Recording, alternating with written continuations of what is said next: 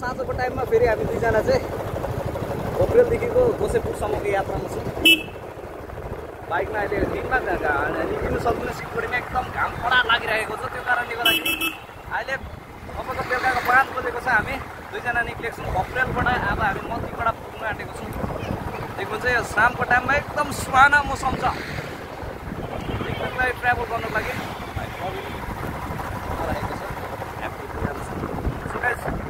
हेर्दै गर्नुलाई हाम्रो भिडियोमा तपाईँलाई आज चाहिँ यहाँदेखिको तपाईँको सिलगढीको शामको टाइममा कस्तो हुन्छ भन्ने कुराहरू तपाईँलाई पुरा भिडियोमा देखाइराखेको छु। वाच गर्दै गर्नु होला। अब अँध्यारो अँध्यारो भयो भने एकदम पछाडि चाहिँ किन हानेर क्लासमा आउने स्थिति बनायो साथीहरू। क्लासमा आउनु पऱ्यो अब भएन, किन भन्दाखेरि चाहिँ घाम एकदम बोलाउने मान्छेलाई त केही भएन ल। मलाई चाहिँ एकदम के भयो, हावाले हाने काने गरेको, त्यो भएर क्लास लाउनु पऱ्यो। शामकै टाइममा भयो भने आँखाको सेफ्टी लागे भन्नुहोस् फेरि के अरे सुब्बाले फेरि तमास पाऱ्यो भनेर तमास पारेको होइन, तर आँखाको अलिकति प्रोटेक्सन गरेको। किन भन्दा हावाले धुलाएर चाहिँ एकदम आँखामा पस्यो होइन। त्यो कारणले अँध्यारो अँध्यारो हुन आँटेको माथि पनि झन् अँध्यारो देख्दैछु मैले गाइस। अब हामी चाहिँ यहाँनिर मतिगढा पुग्न आँटेको छौँ।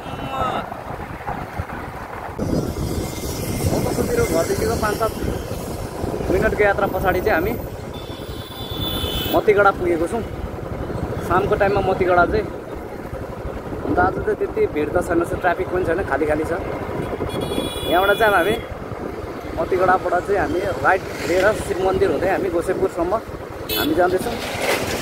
हुनु त त्यस्तो काम त छैन, तर ट्याक्कै जस्तो म तपाईँलाई खाली छ भन्नु साथ यहाँनिर के लाग्यो भने रातो बत्ती बोल्यो भने that means red means no होइन। रातो बत्ती बोलेपछि अब जाने कुरा त भएन।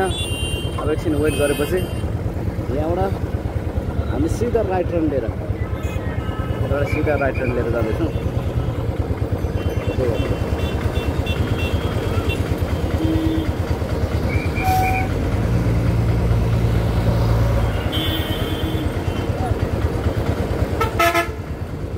रातिको भोर कलकत्ता हिँडेर रायपुर के हो कुन चाहिँ कता कलकत्ता यतापट्टि जाँदो रहेछ होइन।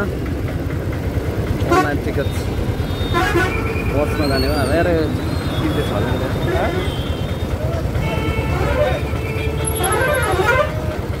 सेफ लाग्छ। अलिक अगाडि जानु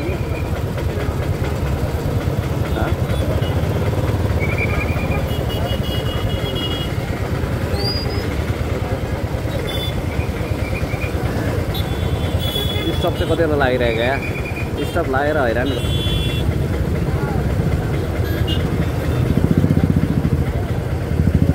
स्टपले गर्दाखेरि चाहिँ यहाँनिर छौँ हामी। अब एउटा राइट टर्न लिएर सिधै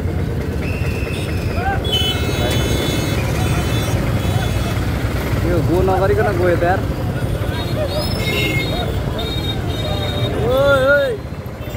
यहाँ त यस्तो हुन्छ जल्दीबाजी, सबलाई हतार हुन्छ होइन।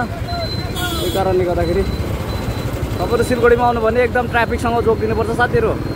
यहाँनिर जहिले पनि सबलाई जल्दीबाजी हुन्छ होइन। तपाईँले ट्राफिकलाई राम्रोसँग हेरेर क्रस गर्नुपर्ने हुन्छ, नत्र भने केही हादसा हुने चान्सेस धेरै छ। अब यहाँ यसरी बिचमा मान्छेहरू होइन अन्त झुन्दा अब बाटो भेट्यो भन्दा अब स्पिड त भएन भाइ। बाटो भेट्यो भने स्पिड हुँदैन, मेरो चुकेर हिँड्नुपर्छ सिलगढीमा। अहिले यो मेन 4 लाइन हाइवे बनिँदैछ, त्यहाँनिर कन्स्ट्रक्सन चल्दैछ।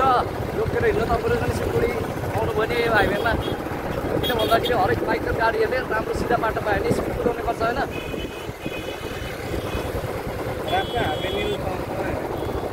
बाटोमा यसरी बनाएर जान्छ। म जस्तो के अरे बाटोमा भ्लग यसरी पनि नबनाउनु होला सायद, एक्लै हुनुहुन्छ भनेदेखिलाई। अहिले त के अरे मसित भाइ प्रवीण छ अनि त्यो कारणले मैले बनाइराखेको छु। तर तपाईँहरू एक्लै आउँदाखेरि कहिले पनि यस्तो भ्लग बनाउँदै नहिँड्नु होला।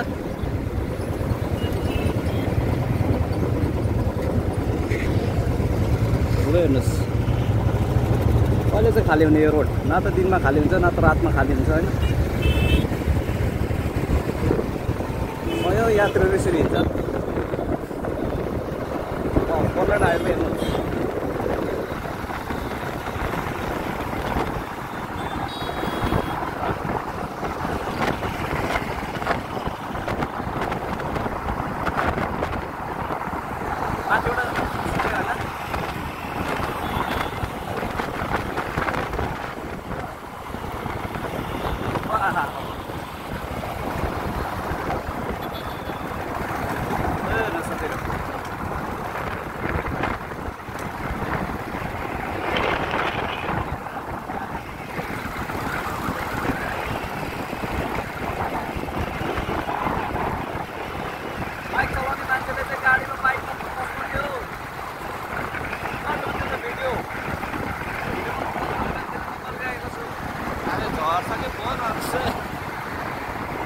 फोन झऱ्यो भने फेरि बर्बाद हुन्छ।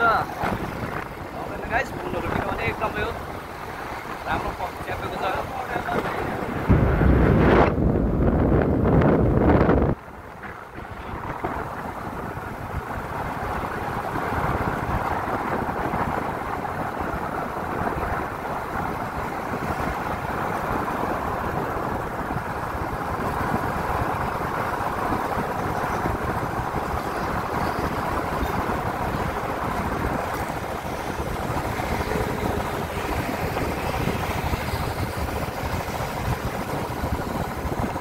Our next stop I miss you. Here, Sipon the Patadi Ami and you.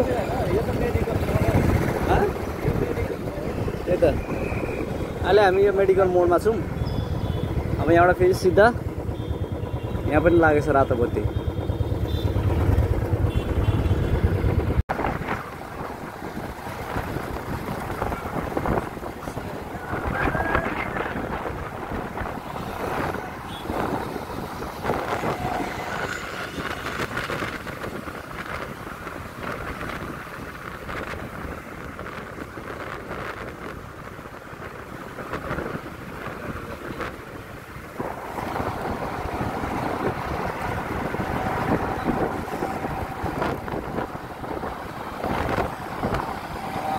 For 40 kilometer speed देखेर आएछ तर कहाँ मान्छ हैन हिँड्का छ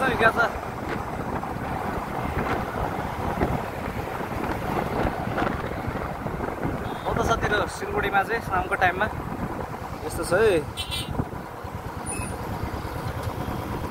यहाँ यहाँबाट हामी अलिक अगाडि हो सही तर्फ जानु मिल्छ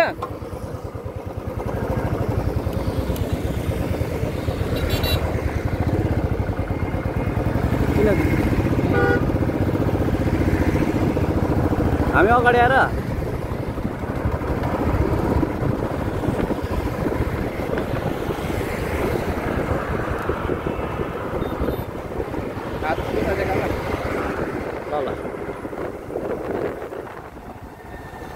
हिँड्न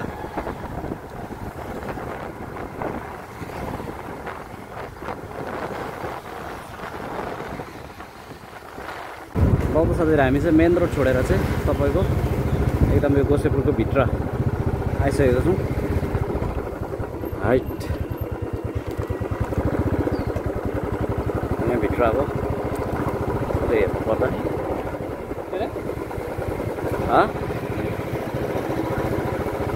लाइट जलाउने बेला भएको छैन के भन्छ। ल त साथीहरु फाइनल्ली हामी चाहिँ गोसेपुर पुगेको छौँ। यहाँनिर हाम्रो सानो एउटा घरटी थियो त्यो कारणले यसो चेक गर्न आएको। यहाँ पुरा कन्स्ट्रक्सन चल्दै रहेछ। यतापट्टि घरहरू बनिँदै रहेछ होइन। यतापट्टि चट्टै यस्तो होइन यहाँबाट यस्तो यहाँ भ्युजहरू यस्तो देख्नु छ पहिला पारे हाम्रो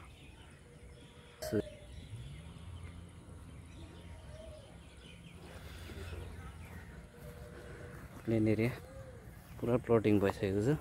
घर चाहिँ बनेको छैन प्लटिङ चाहिँ भइसकेको छ। बेलाले यसो आउँदै गर्नुपर्छ नि त होइन। सो गाइस हाम्रो चाहिँ यहाँसम्म आउने यात्रा थियो। अब म फर्किँदाखेरि तपाईँलाई छोटो मोटो बाटोको क्लिपहरू देखाउँदै लानेछु। भिडियोमै बन्दै गर्नु। बन्दै गर्नुहोस् होला। यस्तै छोटा मोटा ब्लगहरू लिएर म तपाईँहरूको माझमा कन्टिन्यू भयो भने आउने प्रयास गर्नेछु। कारण त्यस दिन चाहिँ व्यस्तता त्यस्तै हुन्छ होइन। फेरि पनि तपाईँले मेरो भिडियोलाई लाइक कमेन्ट सेयर गर्नु नबिर्सिनु होला। ल त साथीहरू, म तपाईँलाई जाँदै गरेको भ्युजहरू तपाईँलाई म देखाउने छु। साथीहरू कसो पुरा फर्किँदा चाहिँ यो बेला भयो बिस्तारै होइन। राति सिलगढीमा रातिको भ्यू चाहिँ यस्तो छ है।